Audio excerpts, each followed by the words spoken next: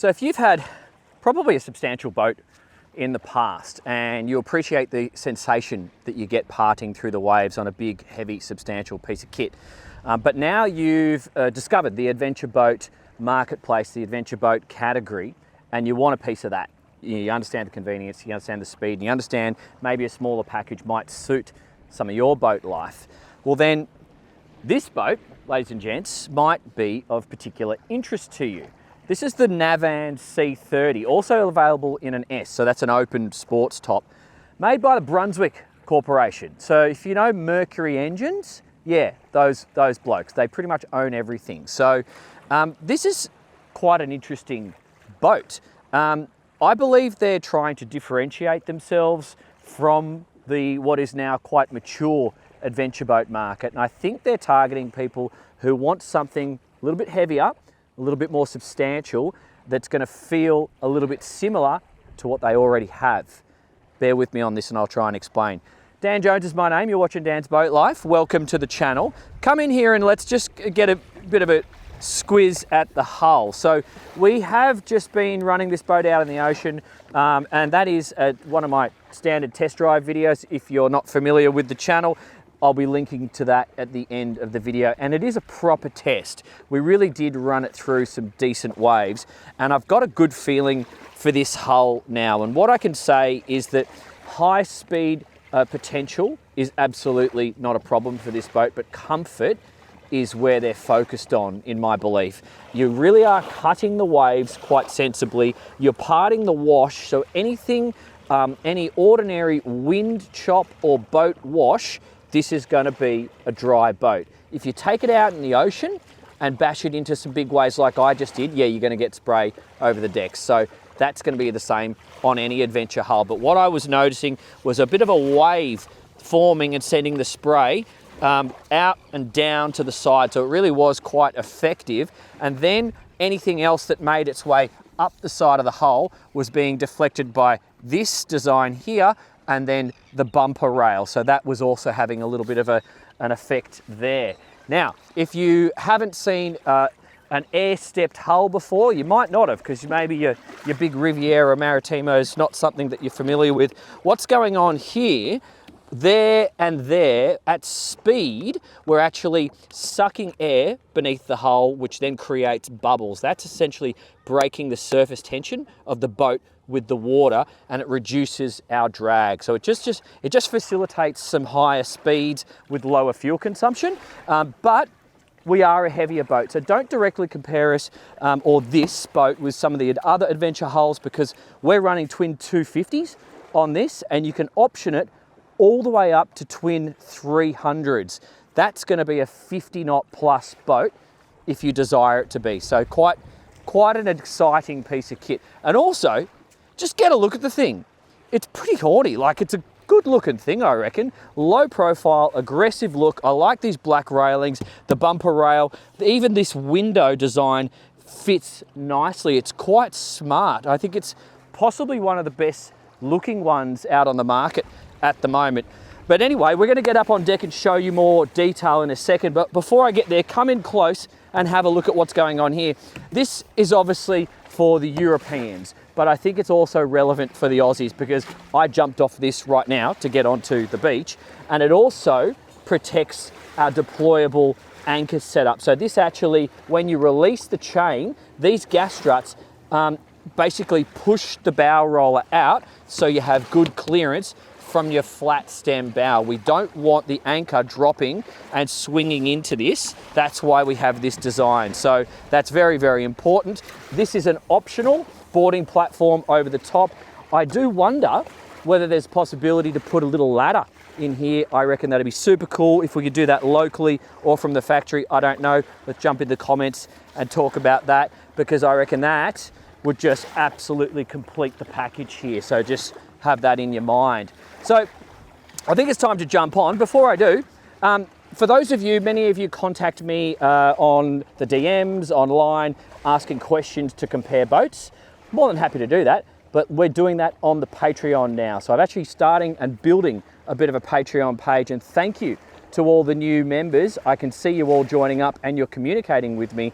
We're going to use this as a place basically to help people who are in the process of ordering boats. I'm developing a lot of direct lines with designers, with factories and dealers, and I just want to answer your questions because nobody pays me for these videos, nobody's advertising with me, I don't sell advertising. I feel like I'm in a position to provide you with a lot of independent information, so let's do it. Just contact me and let's build this thing together. That's it, time to jump on board. All right, so stepping on without the bow ladder, I can actually just put my toe in there and step up like so. This is actually quite useful for that purpose, but now I've got to clean the sand off my toes. Anyway, we got some grab rails up here. Come and have a look at the bow locker, which I can't open. There we go, that's better. Alrighty, so we've got a Lumar windlass in here. This is the chain that actually, when it's released, you've got some gas struts and that extends like I explained before. We can do a release from the bow, but we can also do it from the helm. And you'll see I've actually stored all the boat's fenders in here. They're not necessarily, they're not needed to go up in the bow, but I'm just saying you do have space to stow them there should you wish. That looks like a horn just there. These two fittings here off of the bow sun shade, sorry, not sun lounge. This is your navigation lights, and these are the cool fancy pop-up cleats. I saw them recently in Singapore, very nice. Now, I want you to appreciate the rest of this bow. So you guys move back a little bit and just try and see what I'm seeing. This sun lounge has an escape hatch, okay? So you can do ventilation down into the cabin there, and it's also an emergency escape. This cushion doesn't flip up when you're at speed because it has a cushion going around the front, which has a bolt rope on it and a zipper, so it's not going anywhere, and it's got attachments down the side. There is a cover that goes over this, and that will protect it of an evening, so you don't have to take these cushions off. And look what they've done here. Isn't this cool? And then you've got the different settings all the way up to there. That's kind of handy. Then you just push it forward and down she goes. I'm sure you've seen these before. Little drink holder. It's a bit shallow, that one. I'm not sure if I'd trust that in a seaway or anything like that, but I guess that's not the idea, is it? And then we've got these courtesy lights just here and here to illuminate the foredeck. And we are on this Flexi Teak soft decking, which is great stuff. Now, let's just have a look at the roof before we go inside. This one's got the optional roof racks, love it. They also function very, very well as a grab handle. So you can walk around, you will find yourself utilizing these. And then we've got the glass opening sunroof. This one is manually operated, so no electrics, and it's just on a sail track with ball bearing rollers. And then you can see a drain around it, and it actually just sends the water out over the side from the rain. And these clips here, here, and there, they are for the forward-facing sunshade, which you facilitate with the carbon poles, and they are stored on the port side midship. So why don't you guys go down the starboard side? I'll go down the port side. So it's a center line, but come on down those stairs and have a look in here. First thing that's worth noting, the doors are in different positions. So that door you came in on the starboard side is set back. So that door starts here and goes back. And then this helm door, which is in the fully open position right now, is forward, right next to the helm. So obviously the helm's on the port side. So it just gives the guests a bit of an easy access out onto the deck, forward and aft. And then the skipper, he or she, can then transit on the port side with ease. The door is big enough, but you do have to crouch down a little bit to get inside. And when you step in, you go down. So I'm 5'7", and now I'm standing up, and I've got a full outstretched arm to the roof. So you do have quite a lot of headroom there. And then you can obviously increase the headroom by opening the sunroof. But let's just focus our attention on everything we see here first. The visibility, it's acceptable. It's not the best, but it's perfectly acceptable. I did up to almost 50 knots today on this boat. I've never felt at any times that I couldn't see enough or that I was in a dangerous position. These pillars are quite strong and thick, but they're not too big. And you can see the stainless supports just there and there. So this roof ain't going nowhere, and I didn't notice any rattles whatsoever in the swells, and you'd hear that on the microphone if I did. I got the VHF just up there. It looks as if you might be able to install something up there, I'm not too sure. And then our dash is quite neat and functional. We got the twin Simrad flat screens, all flush against the glass just here. We have a fusion just there, that's flush as well. All of our buttons for our operation of the horn, the bilge pumps, the lights, the windscreen wipers, and the anchor operation is done just here. The only thing we learnt in the test drive is if you're going for the windscreen wiper with your right hand, you'd risk knocking the throttle, as I did in a wave, so just do it with your left hand. Wheel is adjustable. We're running the zip brakes, which you can just pretty much leave on auto most of the time. They're just tucked in here in between the throttle and the wheel. We've got our safety and our key operation just here, and then you can obviously just do on and push button start with this throttle system for both motors. And then we have the Lumar bow thruster, a very nice torquey bow thruster on this one. You can rely on it to slide the boat in a little bit of wind.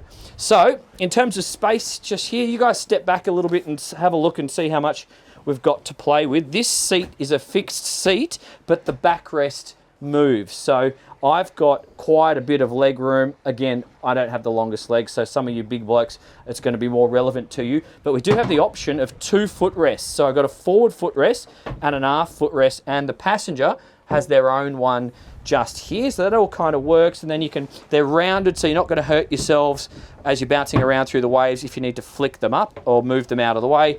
And then the passenger has more than enough space to sit on the seat and enjoy the ride, but they are missing a drop-down armrest. So just pay attention to that if that's important to you. You have this grab hold just here, so just use that if it's necessary. Let's just have a look under the dash. Let's just see what we've got under here. I didn't look at that before.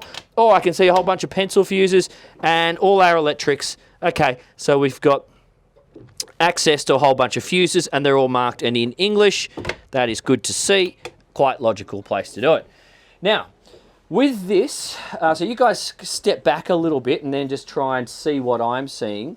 With the doors in this offset position, it gives us a little bit of a unique way to set up this layout. So we have, I guess, a little bit of a mini bar, I guess you'd call that. I'm not sure if you'd call it a mini bar, a little cook station just here. So we've got hot and cold tap. We've got a drink holder here. We are missing a drink holder or a stubby holder on that side, so you have to find a local solution for that possibly. But we've got a little diesel cooker. I think it's diesel or maybe it's gas. And there is a tank I saw underneath here for the fuel. And your control, it's a Webasto, I think. Wallace? Okay, it's Wallace. And it's controlled just here. So obviously the flame's going to be underneath. You get the heat there. Kind of cool. We've got enough air flowing through the cabin. I don't see any dangers there. So that's all pretty handy for making a cup of tea and a few basics. I don't see people living aboard something like this. It's just really to be comfortable for the day. You've got a little fridge just there with a freezer drawer. And first notable thing is the helm seat flips across like this. So there you go. Now we can go full on social mode, and we can also turn this area into an emergency bed if necessary. So there is an infill, and this whole space will turn into a bed. So why don't you guys just head out that door and have a look back here, and I will show you what I'm talking about, because I do see many of you just using or intending on using a boat like this with probably up to 4 people. If you have 6 people, that'll be a big group for the day. Obviously you can take more, but I'm just observing how a lot of you guys are using these boats, and I suspect that's not going to be you. But what can you get? 1, 2, 3, maybe 4 if it was girls. You got some phone charging there. You got your light switches there. We do actually have the 4 drink holders out the back here, and we got speakers, some charging, great views all the way around. And something that hopefully you've already noticed this, but one of the biggest complaints when I used to sell another brand of adventure boat back in my selling days, I obviously don't do that anymore, we've got flow through to the aft deck. It's really pleasant, and now we can communicate from here to there, because that was something. You guys head out that way, and I'll come around this side in a second. That's great to have this ability to communicate with your mates, and there is also an option to do a bit of a wet bar setup out here. We're now transforming this space into a whole nother social setup. So I'm going to come down the port side and talk to you about it. The carbon poles have their own little storage space on the port side midships, but check out these fold down seats, little social setup here. So if you've got your 4 mates, you can all come out here and be quite relaxed. You can move inside if it rains. You've still got the sun lounge up front for a couple of people who want to lounge around. A lot of things are possible, and you can do exactly what we've done. Instead of having to muck around with anchors like our mates over here on the M370s, we just run up on the sand.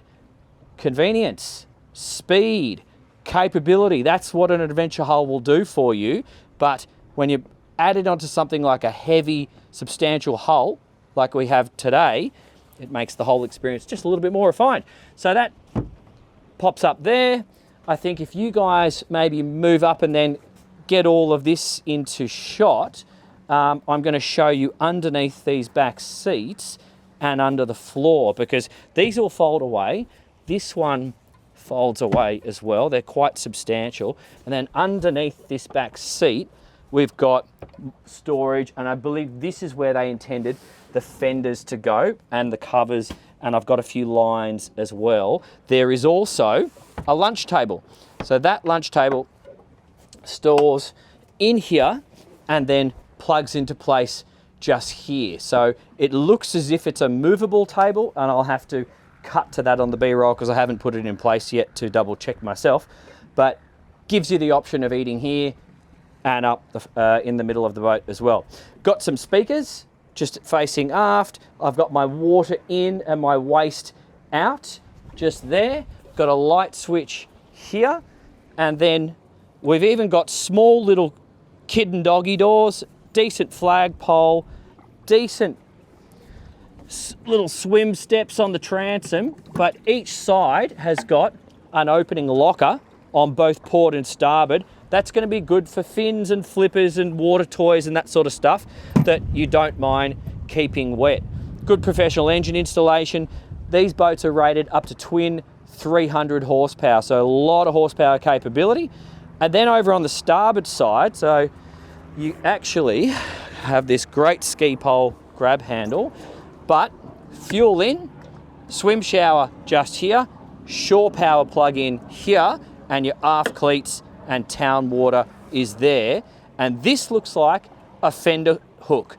I'm assuming that's what that is for this aft corner. I'm not 100% sure, so don't hold me to that.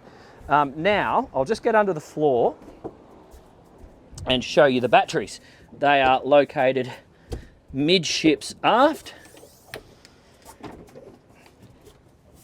So your house and your crank, it looks like, your hot water system and a whole bunch of extra storage, because I've even got my bags, is all located in here. Another nice thing, it looks like we've got the fuel filters just there and there for the motors. That's always nice to have them in an accessible location in case you need to change them, because some boats that I've tested, that has not been the case. Okay, let's go forward and check out the accommodation, because there is a cabin and a toilet and a proper little bed on this boat. So we even have a secondary fridge under here. That's a drawer fridge. Nice deep storage area. We actually have a full safety grab bag in here with a whole bunch of life jackets and space for more. So that's the place where I'd put duffel bags if I'm coming to the boat from far away and I need to undo or take out all my luggage and spread it around the boat. I've got some breakers just here for 12 volt, and I'm going to jump up on the bed and give you a feeling for this space. It is a very nice, comfortable space, because look at this huge big window we have on the starboard side, a decent one on the port side, and with this hatch above my head, which was the escape hatch we saw before, we're going to have a nice flow through of air. We do have curtains for privacy of an evening, and then you've got this soft furnishing. It feels like Silvertex, and then rounded fiberglass everywhere. We see a mixture of the Silvertex and the fiberglass, so no hard edges to damage or hurt yourself. And these are the infill cushions that we utilize to put in the external and saloon area. But let's just show you the head, and I am going to get in there and give you a feeling for space. It's definitely a sit-down head. Before I get there, there's one window just above me, which has got a blind on it at the moment. So this is going to be a negative for some of the big blokes, but it's a positive for the girls because we actually do have it. So this is the amount of space. Again, I'm 5'7", I can sit up fine, I can sit on the toilet. I actually have a pull-out shower just here. I've got a basin to wash my hands, a little bit of storage behind me, and there's a drain underneath us there, so we are able to use it as a proper wet area, and we have some ventilation above and a light switch just above, even got a mirror, but you can't stand up and have a pee, fellas. So that's one of the sacrifices you got to make for such a gorgeous hull like we have today, because if we had a stand-up head, the boat would have to be so much higher and it would look all wrong. So sacrifice, but we still have it, and you're going to have the same on any boat of this design. Anyway, so I think that covers everything. Let's head up to the bow and wrap it up. I think the rain's coming. Yeah, looks like it might be. So, available in the S or the C. The S looks like a good looking thing. And this C seems practical for many of you. And I think the main point of difference that I have noticed today is her sensation whilst driving. So it's a heavier boat. It's a more powerful boat than many of the competition in terms of horsepower. You feel that when you're underway and going through waves, and you feel that in terms of not necessarily needing to always point the bow into every sharp wave that you see and needing to cut it through because you've got a lighter cutting bow. With the extra weight, she kind of just barges through it and does it for you. So if you want to see that for yourself, if you are interested in this boat, that's a separate video. We're going for a test drive right now. Click on the link coming up on the screen and I'll invite you to come and experience that with me. Don't forget to subscribe as well, guys. I'd like to see if we could get to 100,000 subscribers. We got to 25 not so long ago. So ask your wife, maybe your uncle, maybe your next door neighbor if he's into boats. Do us a favor, because I really want to grow this and help you guys learn as much as you possibly can about boat life. Because look around, there's worse things to be doing with our time. Anyway, thank you so much, guys. I enjoyed that. I learned a lot and I hope you did too. I shall see you on the next one somewhere in the world. Thanks, guys.